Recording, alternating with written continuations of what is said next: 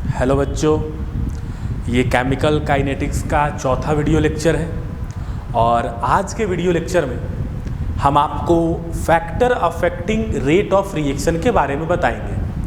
हम आपको पिछले कुछ वीडियो लेक्चर में हम आपको ये बता चुके हैं कि केमिकल काइनेटिक्स क्यों पढ़ रहे हैं, रेट क्या होता है, कितने टाइप का रेट होता है, रेट एक्सप्रेशन क्या होता है और रेट एक्सप्रेशन से रिलेटेड एक दो न्यूमेरिकल आपको कराए थे।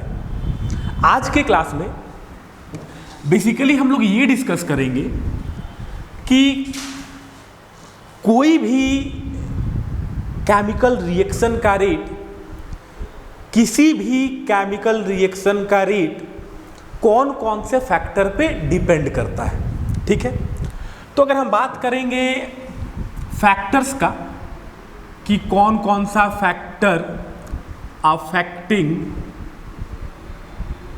रेट ऑफ रिएक्शन, तो कौन कौन सा फैक्टर पे रेट डिपेंड करता है, कौन कौन सा फैक्टर पे रेट इफेक्ट करता है, तो उसमें सबसे पहला हो जाएगा कंसंट्रेशन।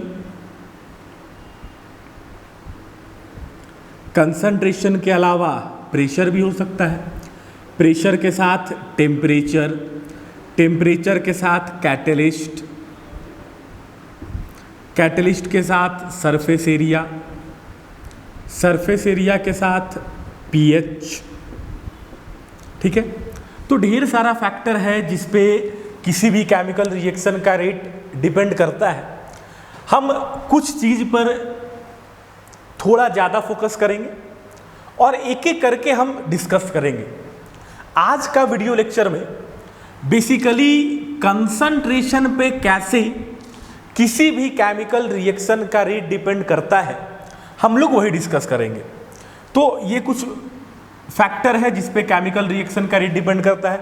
कभी कभी एक दो नंबर के क्वेश्चन पूछता है कि किस किस फैक्टर पे डिपेंड करता है, तो आप लिख सकते हैं concentration, pressure, temperature, catalyst, surface area, pH value.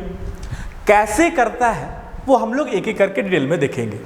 तो सबसे पहले आज के क्लास में हम यही देखेंगे कि किसी भी केमिकल रिएक्शन का रेट कंसंट्रेशन पे कैसे डिपेंड करता है और कंसंट्रेशन पे कैसे डिपेंड करता है, इसको सीखने के लिए, इसको जानने के लिए हम लोग एक छोटा सा टॉपिक पढ़ेंगे जिसको बोलते हैं रेट लॉ एक्सप्रेशन।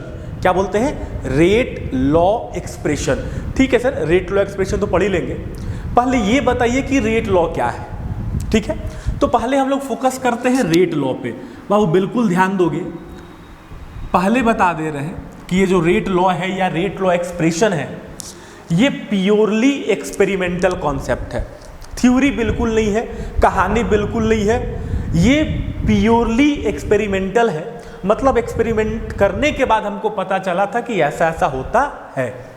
तो सबसे पहला चीज़ कि सर रेट लॉ क्या है। अगर हम रेट लॉ का बात करें तो अगर हम किसी भी केमिकल रिएक्शन का रेट को कंसंट्रेशन के टर्म में रिप्रेजेंट करते हैं तो उसको हम लोग रेट लॉ बोलते हैं या रेट लॉ एक्सप्रेशन बोलते हैं। ठीक है, जैसे मान लो मेरे पास एक रिएक्शन है,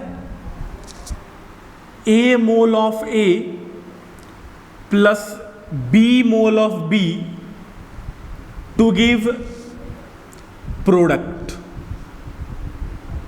ठीक है, एक रिएक्शन है, A का A मोल है, B का B मोल है, जब ये आपस में रिएक्ट कर रहा है तो कुछ प्रोडक्ट बन रहा है, XYZ कुछ भी बन रहा होगा। तो रेट लॉ क्या बोलता है? रेट लॉ क्या बोलता है? रेट लॉ बोलता है कि rate of any chemical reaction, ध्यान से सुनोगे, rate of any chemical reaction is directly proportional to product of concentration of reactant. Rate of chemical reaction is directly proportional to product of concentration of reactant each raised to some power which may और may not be equal to its coefficient. Sir का बोल रहे, कुछ हवा नहीं लग रहा है, ध्यान दो यहाँ पे। रेट लॉ क्या बोलता है कि rate of any chemical reaction is directly proportional to is directly proportional to product of concentration of reactant. क्या बोल रहे हैं? Product of concentration of reactant. Product मतलब मल्टीप्लीकेशन, तो product of concentration of reactant. तो यहां पर रिएक्टेंट कौन कौन है? ए और बी। तो ये हो गया concentration of A into concentration of क्या? B.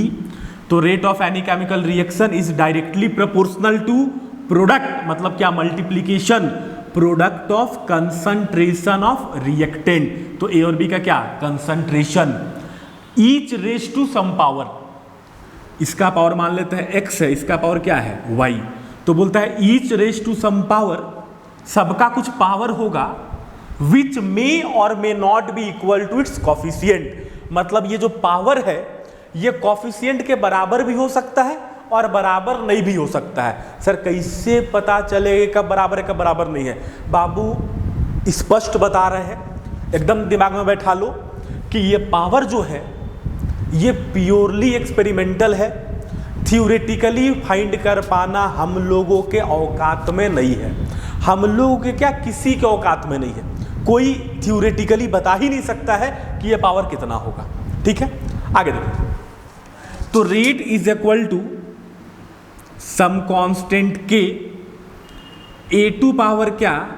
x, B to power क्या? y। बोलो ठीक है। अब यहां पे कौन कौन सा टर्म क्या बता रहा है?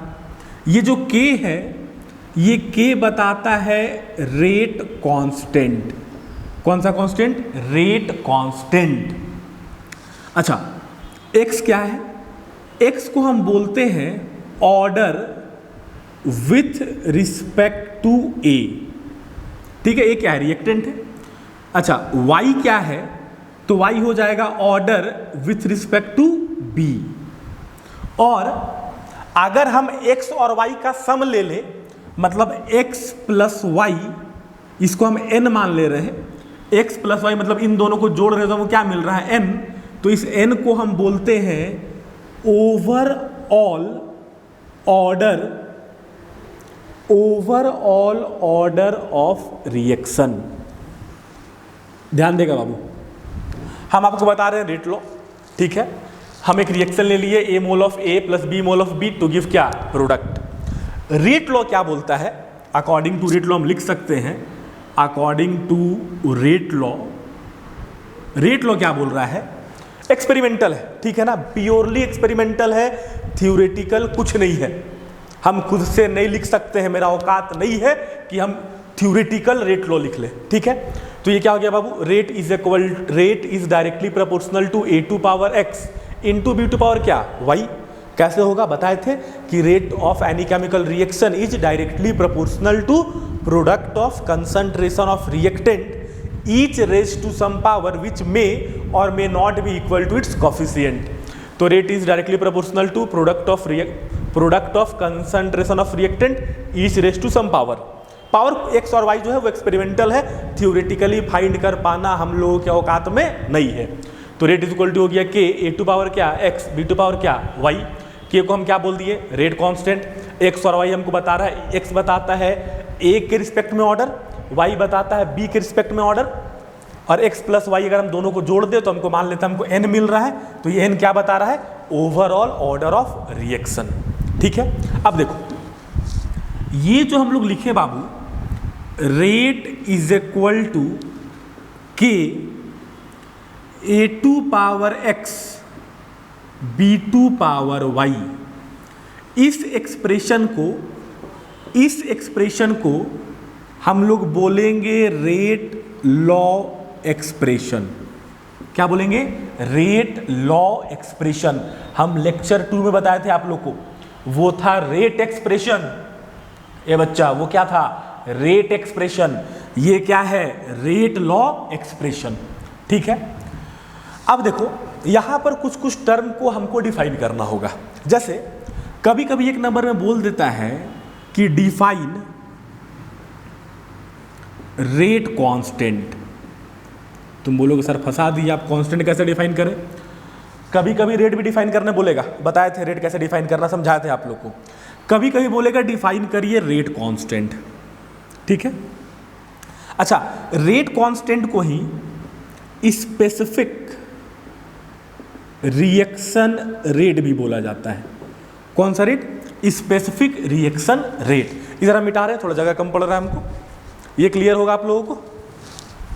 ऑर्डर क्या होता है? तो रेट लॉ एक्सप्रेशन में जो आपका पावर होता है, अगर हम पावर को सम पावर को जोड़ेंगे तो हमको क्या मिल जाएगा? ऑर्डर। अभी डिटेल डिस्कस करेंगे कि ऑर्डर क्या बताता है, क्या होता है, सब डिस्कस करेंगे। तो हम लोग क्या बता रहे थे कि रेट, ये मेरा रेट लॉ एक्सप्रेशन हो गया, ये मेरा रेट लॉ एक्सप्रेशन हो गया। रेट लॉ एक्सप्रेशन में ये जो के है इसको हम लोग बोलते हैं रेट कांस्टेंट, या इसी को बोलते हैं स्पेसिफिक रिएक्शन रेट। क्या बोलते हैं बाबू? Specific reaction rate.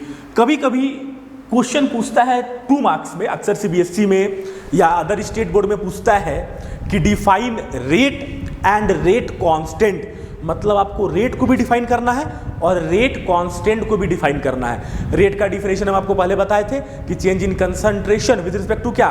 टाइम। यहां पे हम आपको रेट कांस्टेंट को कैसे डिफाइन करेंगे हम ये बता रहे हैं।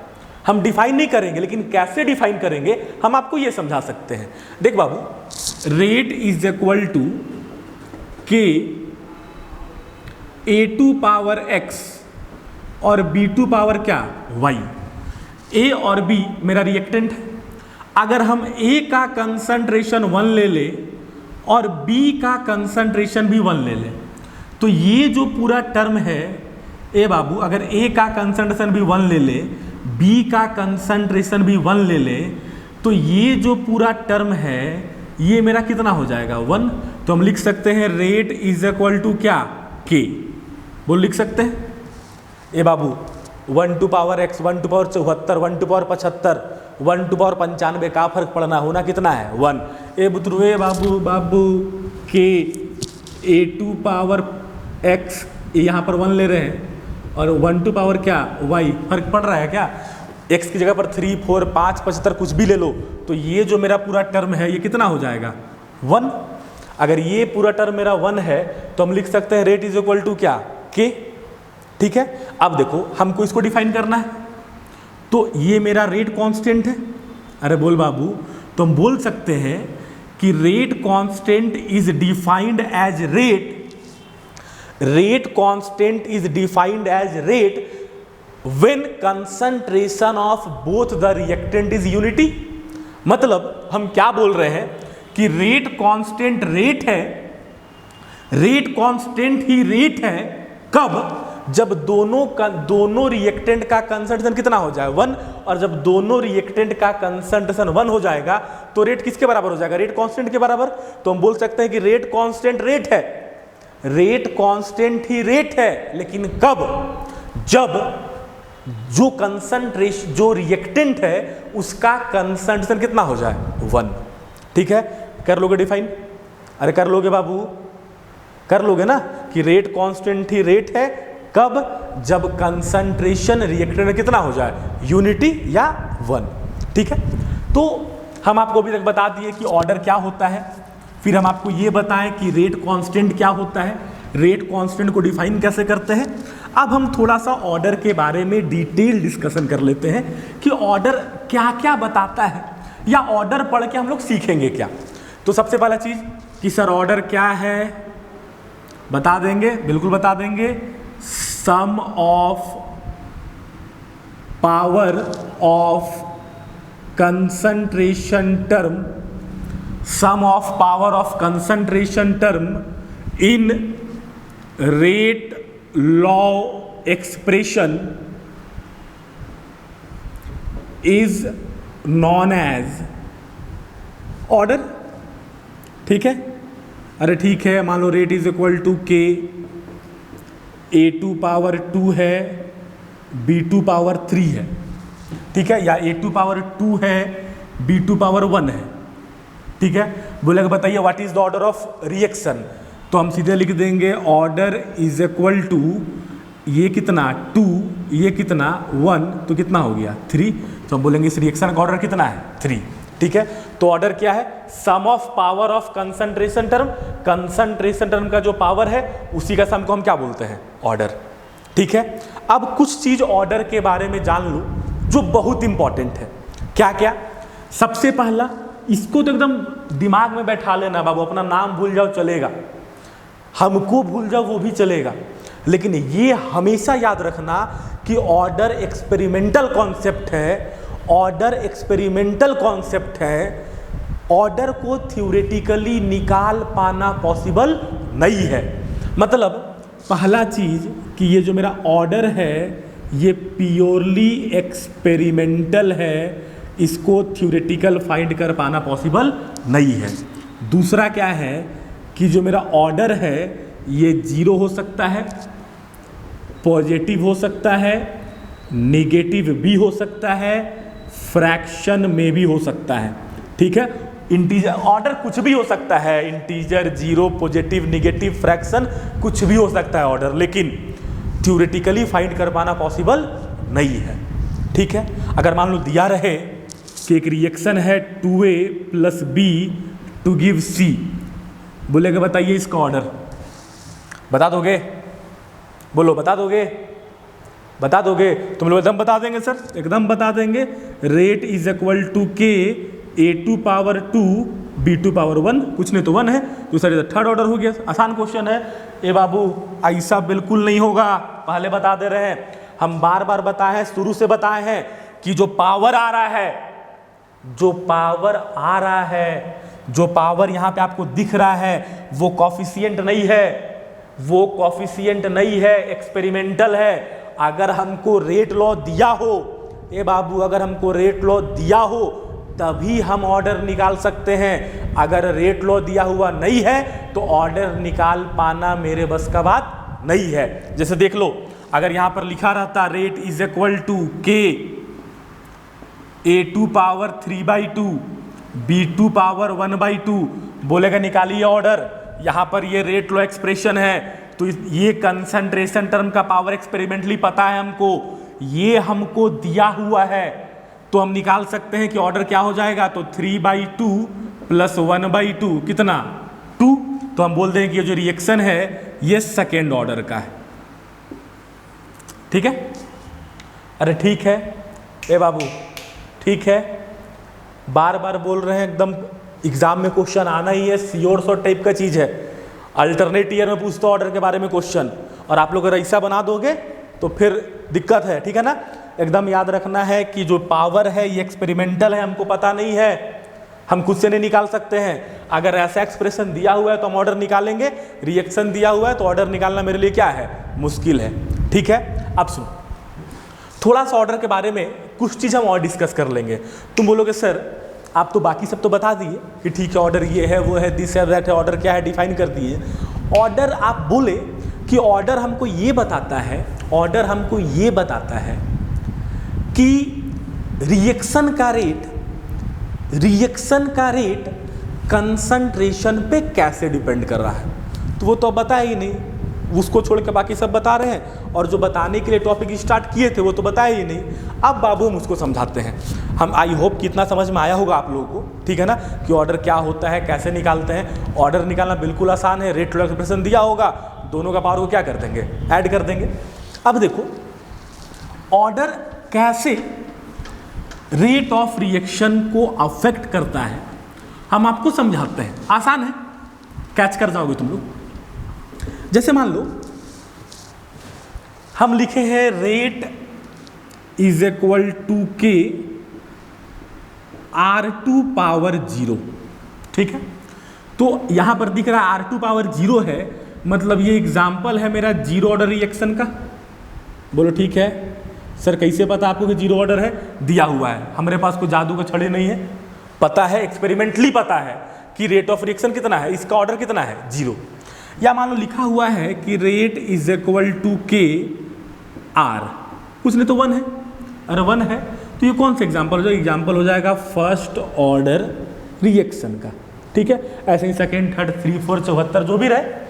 अब यहाँ पर क्या है कि R2 पावर 0 मतलब कितना, 1, अरे समथिंग टू पावर 0 कितना होगा बाबू, 1, तो ये हो जाएगा रेट इज इक्वल टू क्या, K।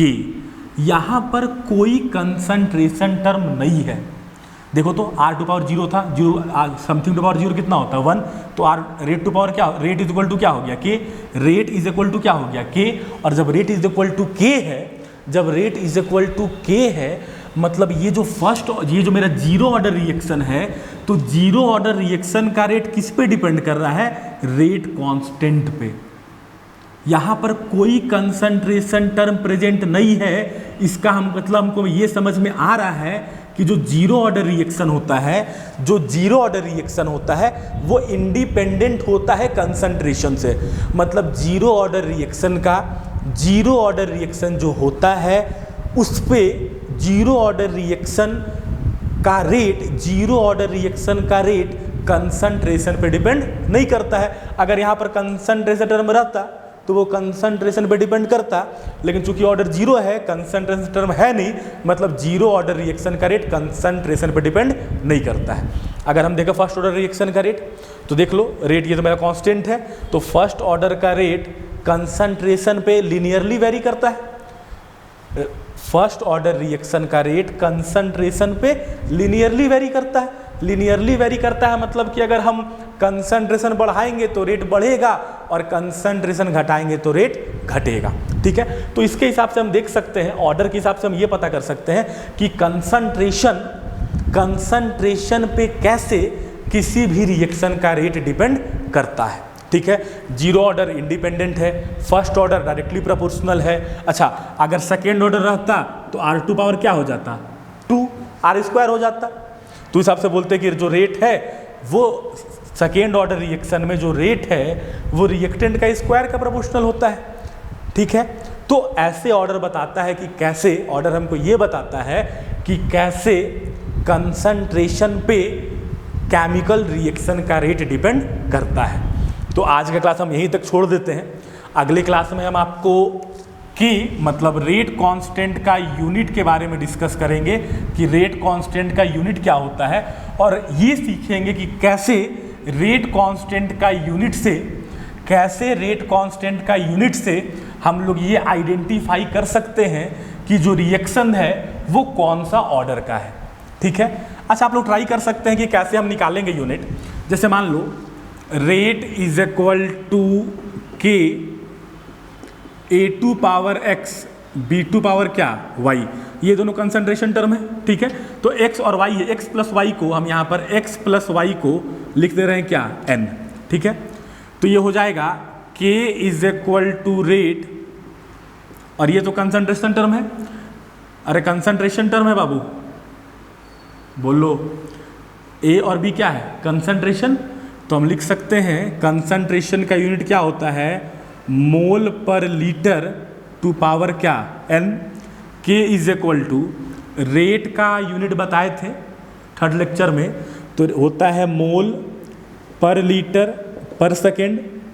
ये मेरा कंसंट्रेशन का यूनिट हो गया मोल पर लीटर पावर क्या n। अब n मेरा ऑर्डर है, n क्या है ऑर्डर। अगर आपको जीरो ऑर्डर के लिए k का वैल्यू निकालना है, मतलब जीरो ऑर्डर के लिए रेट कांस्टेंट का यूनिट निकालना है, तो n का वैल्यू कितना पुट कर देंगे, जीरो। n का वैल्यू कितना पुट करेंगे, जीरो। अगर फर्स्ट ऑर्डर के लिए निकालना है तो n का वैल्यू कितना पुट कर देंगे, 1।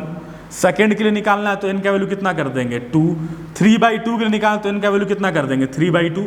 तो इसके हिसाब से आप n का वैल्यू पुट करिएगा और आपका आंसर आ जाएगा। तो आप लोग कोशिश करके देखिए कि आपसे बन रहा है कि नहीं बन रहा है। अगर बनता है तो वेरी गुड, नहीं बनता है तो अगले क्लास में फिर हम यहीं से स्टार्ट करेंगे। और इस पूरा लेक्चर में जो हम बताएं आपको अभी, इसको छोड़ के आप इसको ट्राई करिए कि कैसे हम रेट कांस्टेंट का यूनिट निकाल रहे हैं। अगर ये आपसे निकलता है तो वेरी गुड, नहीं निकलता है तो कोई दिक्कत नहीं है, हम आपको अगला वीडियो लेक्चर में समझाएंगे। आज हम जो भी पढ़ाएं उसको आप लोग ध्यान से पढ़िए, और इसके बाद अगर आपको इस आज के लेक्चर में जो भी डाउट होता है वो आप हमसे पूछिए। आपका डिस्क्रिप्शन बॉक्स में हम एक असाइनमेंट का लिंक प्रोवाइड कर दिए हैं, तो उस असाइनमेंट को आप लोग बना के देखिए। जो भी असाइनमेंट का जो क्वेश्चन आपसे नहीं बन रहा है आप हमको व्हाट्सएप में बता दीजिए, हम उसको बना देंगे। और अगला वीडियो लेक्चर जब हम अपलोड करेंगे तो उसमें हम आंसर भी डिस्क्रिप्शन बॉक्स में डाल देंगे, ताकि जो लोग व्हाट्सएप ग्रुप में नहीं हैं, जो लोग बाहर के बच्चे पढ़ रहे हैं, वैसे लोगों को भी आंसर मिल जाए। तो आज इतना ही रखते हैं, आप लोग पढ़ते रहिए। Thank you.